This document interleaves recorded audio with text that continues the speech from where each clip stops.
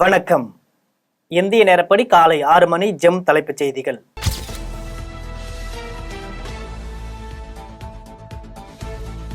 Nigeria நாட்டின் உயரிய விருதுகளில் ஒன்றான ஜூகான் விருது பிரதமர் நரேந்திர மோடிக்கு வழங்கி கௌரவிப்பு.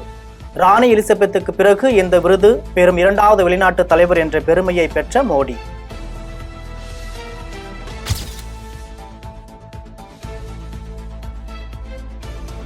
சாமானியர்களும் தெரிந்து கொள்ளும் வகையில் உண்மைகள் வெளிவந்துள்ளதாக தி சபர்மதி ரிப்போர்ட் திரைப்படத்திற்கு பிரதமர் நரேந்திர மோடி பாராட்டு. ஒரு போலியான கதை ஒரு குறிப்பிட்ட காலத்திற்கு மட்டுமே நீடிக்கும் என்றும் இறுதியில் உண்மைகள் வெளிவந்துவிடும் என்றும் கருத்து.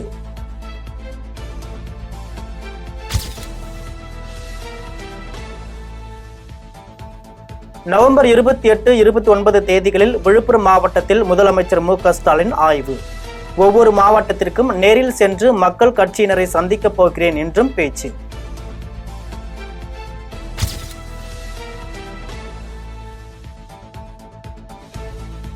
அமைதியை நிலைநாட்ட பிரதமர் மோடி மணிப்பூருக்கு செல்ல வேண்டும் என ராகுல் காந்தி வலியுறுத்தல். வன்முறை பாதித்த பகுதிகளில் மத்திய மாநில அரசுகள் சீரமைப்பு நடவடிக்கை மேற்கொள்ளவும் கோரிக்கை.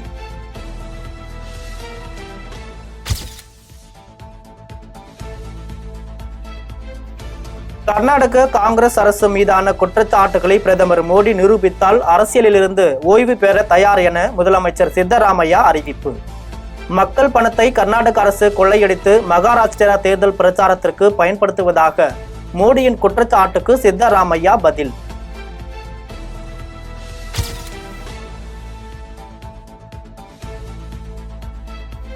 அமெரிக்காவில் நடைபெற்ற 6வது கேரம் உலகக்கோப்பை போட்டியில் 3 பிரிவுகளில் முதலிடம் பெற்ற சென்னை வீராங்கனை காசிமா. இளையோரின் வெற்றியில் தான் திமுக அரசின் வெற்றி அடங்கியிருப்பதாக முதலமைச்சர் மு.க. ஸ்டாலின் வாழ்த்து.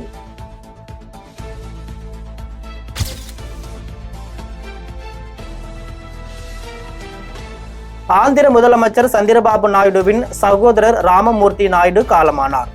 அவரது உடலுக்கு சந்திரபாபு நாயுடு உள்ளிட்டோர் நேரில் சென்று அஞ்சலி.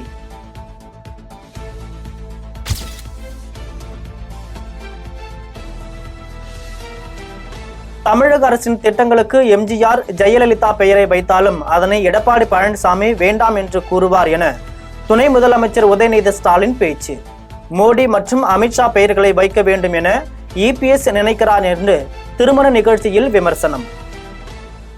ஏன் எல்லா திட்டத்திற்கும் கலைஞர் பேரை வைக்கிறீங்க அப்படின்னு ஒரு கேள்வி வேற கேட்டிருக்கிறாங்க. தன்னுடைய 96வது வயசு வரைக்கும் தமிழ்நாட்டுக்காக, தமிழ் மக்களுக்காக ஓயாது உழைத்த முத்தமிழர் கலைஞர் பேரை சூட்டாம நாம வேற யார் பேரை சூட்ட முடியும்? கூவத்துல ஊர்ந்து போன கரப்பாம்பூச்சி பேரை வைக்கலாமா? இல்ல மறைந்த தலைவர்கள், முன்னாள் முதலமைச்சர்கள் திரு எம்ஜிஆர் அவர் பெயரையோ, மறைந்த முதலமைச்சர் அம்மையார் ஜெயலலிதா அவருடைய பெயரையோ சூட்டா அவங்க பேரை வச்சா கூட திரு எடப்பாடி பழனிசாமி அவர்கள் ஒத்துக்க மாட்டார். இவருக்கு யார் பேர் வைக்கணும்? இப்போ மோடி பேர் வைக்கலாம், இல்ல அமித்ஷா பேர் வைக்கலாம்.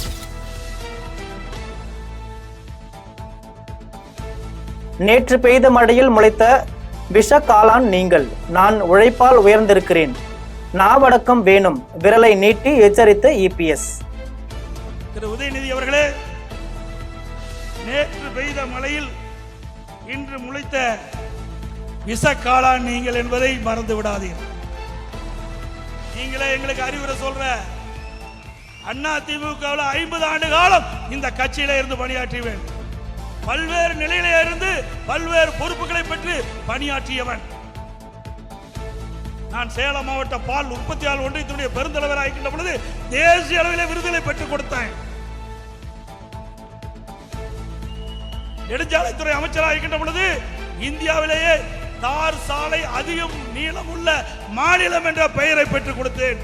திரு உதயநிதி அவர்களே, அதை பார்த்து தான் இதே புரட்சி தலைவி அம்மா நெடுஞ்சாலைத்துறை அமைச்சராக இருந்து 2016 மீண்டும் ஆட்சி கட்டிலே அம்மா அமர்கின்ற பொழுது கூடுதலாக பொதுப்பணித்துறையும் எனக்கு வழங்கினார்கள். நான் உங்கள் வழியிலே நான் வரவில்லை. ஒரு விவசாயி, ஒரு கிளை செயலாளராக இருந்து ஒன்றிய பொறுப்பு வந்து, மாவட்ட பொறுப்பு வந்து, மாநில பொறுப்பு வந்து, இன்றைக்கு உங்கள் முன் பேசுகின்ற ஒரு பாக்கியத்தை நீங்கள் கொடுத்தீர்கள்.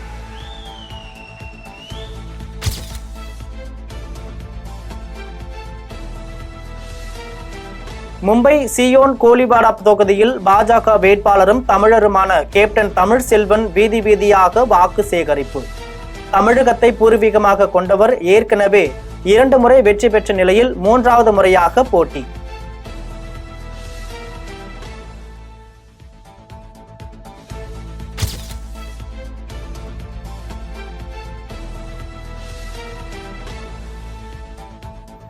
தன்னை பொய்யர் என முதலமைச்சர் மு க ஸ்டாலின் அரசு விழாவில் விமர்சனம் செய்வதாக இபிஎஸ் குற்றச்சாட்டு. நீட் தேர்வு ரத்து ரகசியத்தை இனியாவது கூற முடியுமா எனவும் கேள்வி.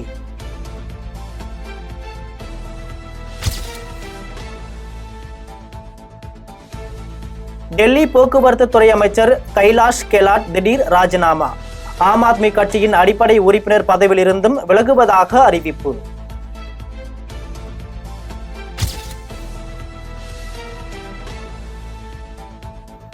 திருமாவளவனின் உள்ளத்தை நான் அறிவேன் என்று முதலமைச்சர் மு க ஸ்டாலின் திமுக தொண்டர்களுக்கு மடல். உண்மையான பாசம் காட்டும் திருமாவளவனும் எனது உறுதியான செயல்பாடுகளை அறிவார் என்றும் கருத்து.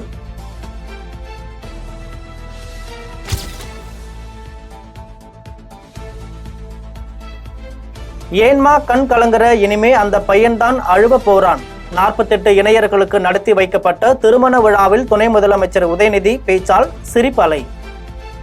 நம்முடைய ஒரு ஜோடிக்கு திருமணம் செய்து வைக்கும் பொழுது அந்த பெண் கண் கலங்கினாங்க. கண்ணில் தூசி விழுந்துருச்சா இல்ல ஆனந்த கண்ணீரா எனக்கு தெரியல. ஏமா கண் கலங்குற அப்படின்னு கேட்டேன். கல்யாணம் ஆச்சு, ஒரு பையன் 5 முடிச்செல்லாம் போட்டான். நம்ம கட்டிக்கிட்டே இருக்கு, இல்லை நான் ஸ்ட்ராங்கா கட்டணும்னு அப்படி. அப்புறம் நம்ம கலாநிதி வீரசாமி பொண்ணு கண் கலங்கினாங்க. கலாநிதி வீரசாமி சொன்னார்கள், நாடாளுமன்ற உறுப்பினர், அந்த பொண்ணுக்கு பையன் எனக்கு தெரியல, இதுதான் அந்த பொண்ணு அழுவுற கடைசி நாள், இனிமே அந்த பையன் தான் அழுவோமா அப்படின்னு ஒரு நகைச்சுவையாக சொன்னார். இப்படியெல்லாம் இல்லாம ஒருவர் விட்டு கொடுத்து சுயமரியாதை திருமணம். எனவே உங்களுக்கெல்லாம் நான் பெரிய அறிவுரை சொல்ல தேவையில்லை. ஏன்னா எனக்கு பாதி பேர் காதல் திருமணம். ஒருவருக்கு ஒரு விட்டு கொடுத்து நல்ல நண்பர்களாக இருந்து, ஃப்ரெண்ட்ஸாக இருந்து, நல்ல இணையர்களாக இருந்து நீங்கள் உங்களுடைய வாழ்க்கையை வாழ வேண்டும் என்று நான் கேட்டுக்கொள்கின்றேன். பாஜகவுடன் கூட்டணி வைக்க திமுக தான் முயற்சி செய்து வருவதாக எடப்பாடி பழனிசாமி விமர்சனம். பாஜகவுடன் கூட்டணி இல்லை என்பதில் அதிமுக தீர்க்கமாக உள்ளதாகவும் திட்டவட்டம். இன்னொன்னையும் உதயநிதி அவர்கள் சொன்னார், எடப்பாடி பழனிசாமி பாரதிய ஜனதாவோட கூட்டணி வைக்க முயற்சிக்கிறார். நான் ஒன்னும் வைக்க முயற்சிக்கல, நீங்க முயற்சி செஞ்சுட்டு இருக்கிறீங்க. இதே திரு ஸ்டாலின் அவர்கள் எதிர்கட்சி தலைவராக இருக்கின்ற பொழுது, திரு மோடி அவர்கள் பிரதமராக இருந்து தமிழ்நாட்டுக்கு வருகின்ற பொழுது கோ பேக் மோடி என்று கருப்பு பலூன் விட்டுவீங்க திமுக. திரு மோடி அவர்கள் மீண்டும் பிரதமராகி திரு ஸ்டாலின் முதலமைச்சரான பொழுது வெள்ளை குடி பிடித்து வெல்கம் மோடி என்று வரவேற்று வரும் இதே ஸ்டாலின் தான். இரட்டை வேடம் போடுகின்ற தலைவர் திமுக தலைவர் ஸ்டாலின். நாங்க அப்படி அல்ல. ஒரு பக்கம் கூட்டணி வச்சுக்கிட்டு இன்னொரு பக்கம் அவரை அழைச்சி பேசுற கட்சி அண்ணா திமுக கட்சி அல்ல. எதுவும் தீர்க்கதரிசி முடிவு எடுப்போம். அதோட மறைமுக கூட்டணி நீங்க தான் வச்சுட்டு இருக்கிறீங்க. ஏன்னா பாரதிய ஜனதா அரசோடு ஒத்து போவீங்கன்னா இவர்கள் கொள்ளையடித்த பணத்திற்கு வழக்கு போட்டுருவாங்க. தொழில் வளர்ச்சியை கருத்தில் கொண்டு சேலம் விமான நிலையத்தை விரிவாக்க வேண்டும் என அன்புமணி ராமதாஸ் கோரிக்கை. 1 ஏக்கர் 1.5 கோடி ரூபாய் வரை விற்பனையாகும் நிலத்திற்கு 5 முதல் 10 லட்சம் ரூபாய் வரை மட்டுமே இழப்பீடு வழங்கினால் எப்படி உழவர்கள் ஏற்பார்கள் என்றும் கருத்து.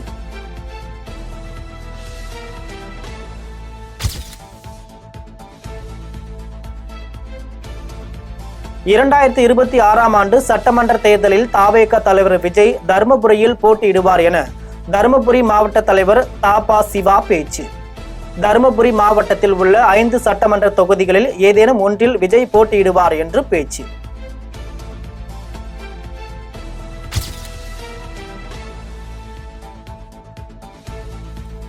தமிழகத்தின் வரி வருவாயில் 50% தமிழகத்திற்கே ஒதுக்கி நிதி ஆணையம் பரிந்துரைக்குமாறு அன்புமணி வலியுறுத்தல்.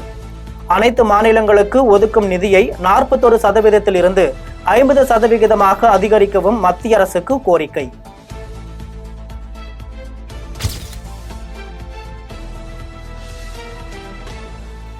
பெண்களின் அழகு கூந்தலில் இல்லை என்றும் அவர்களுக்கான சுதந்திரத்தில் இருப்பதாகவும் சத்குரு ஜக்கி வாசுதேவின் ஈஷா அறக்கட்டளை அறிக்கை. பெண்களுக்கான அழகில் கூந்தலும் ஒன்று என்றும், ஆனால் ஈஷாவில் பெண் சீடர்களுக்கு மொட்டை அடிக்கப்படுவதாக முத்தரசன் கூறிய கருத்திற்கு கண்டனம்.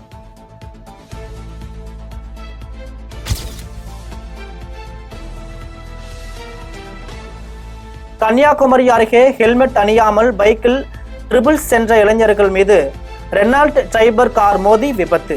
ஒருவர் உயிரிழப்பு, 2 பேர் படுகாயம்.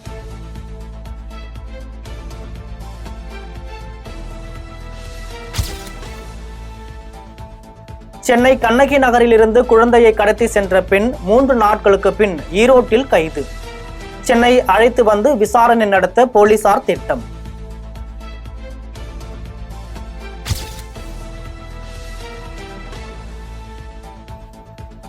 நீதிமன்றத்தில் ஆஜராவதற்கு முன்பு ஒரு பேச்சு, ஆஜரானதற்கு பின்பு ஒரு பேச்சு. நவம்பர் 29 வரை சிறையில் அடைக்க நீதிபதி உத்தரவிட்டதால் ஆத்திரத்தில் கத்திய நடிகை கஸ்தூரி.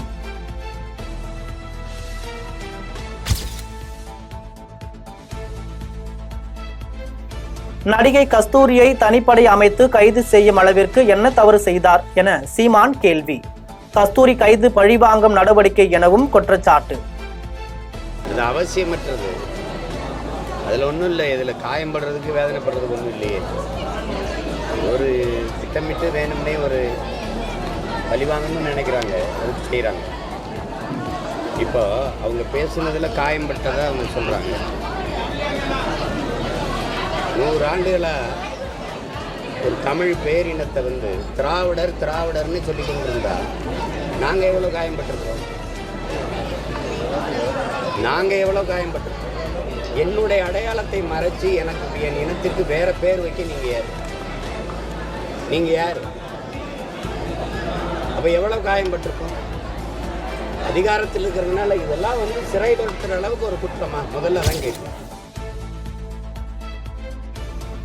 மதுரை விமான நிலைய விரிவாக்க திட்டத்திற்கு நிலம் கையகப்படுத்த வீடுகளை காலி செய்வதற்கு எதிர்ப்பு.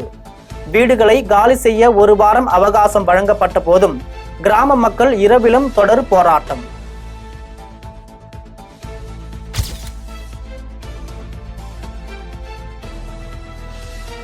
நாமக்கல் மாவட்டம் வெப்படையில் டீ கடை முன்பு உறங்கிக் கொண்டிருந்த டீ மாஸ்டர் தலைமாட்டில் வைத்திருந்த செல்போன், 5000 ரூபாய் பணம் இருந்த கேரி பேக்கை உணவு இருப்பதாக நினைத்து கவி சென்ற நாய்.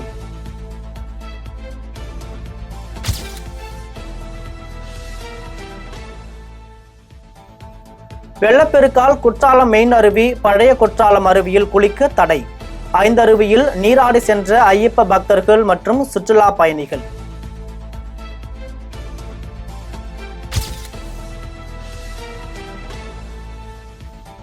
மங்களூரு கடற்கரை ஓய்வு விடுதி நீச்சல் குளத்தில் மூழ்கி 3 இளம் பெண்கள் உயிரிழந்தனர். நீச்சல் குளத்தின் ஒரு பகுதியில் 6 அடுக்கு ஆழம் இருப்பது தெரியாமல் மூழ்கினர்.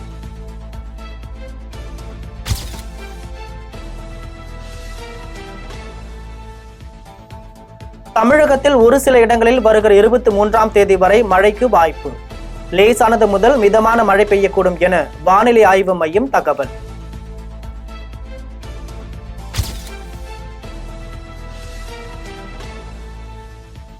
ப்ரோ கபடி லீக் தமிழ் தலைவாஸ் அணியை 7 புள்ளிகள் வித்தியாசத்தில் வீழ்த்தி ஹரியானா ஸ்டீலர்ஸ் அணி வெற்றி.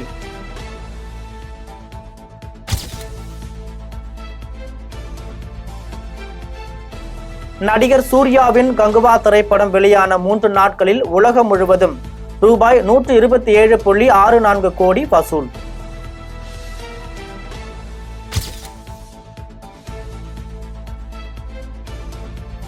ஒரு படத்தை விமர்சிக்க விமர்சிப்பவர்களுக்கு சுதந்திரம் உள்ளது. ஆனால் தனிப்பட்ட பழிவாங்கல் மற்றும் படத்தின் மீது வெறுப்பை பரப்ப எந்த உரிமையும் இல்லை.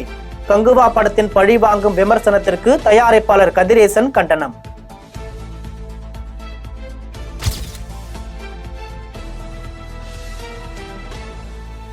விஜயின் 69வது திரைப்பட படப்பிடிப்பு தளத்திற்கு வந்த விஜய் அங்கு திரண்டிருந்த ரசிகர்களை சந்தித்தார். சென்னையை அடுத்த பையனூர் ஏவிஐடி கல்வி நிறுவன வளாகத்தில் நடைபெறும் ஷூட்டிங்கிற்கு விஜய் வந்தார்.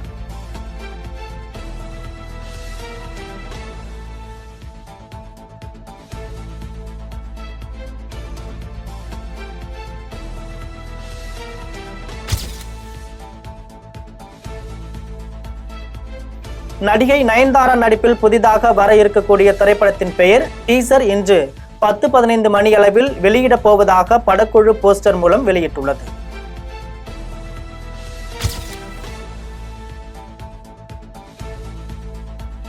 புஷ்பா 2 திரைப்படத்தின் ட்ரெய்லர் வெளியீட்டு விழாவில் நடிகர் அல்லு அர்ஜுன் மற்றும் ராஷ்மிகா மந்தனா பங்கேற்பு.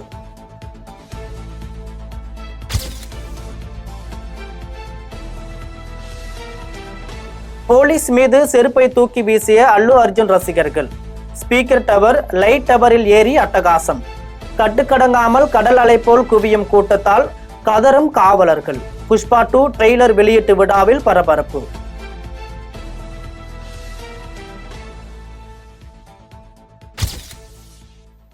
இத்துடன் ஜெம் செய்திகள் நிறைவடைகின்றன. மீண்டும் ஜெம் செய்திகள் காலை 8:30 மணிக்கு.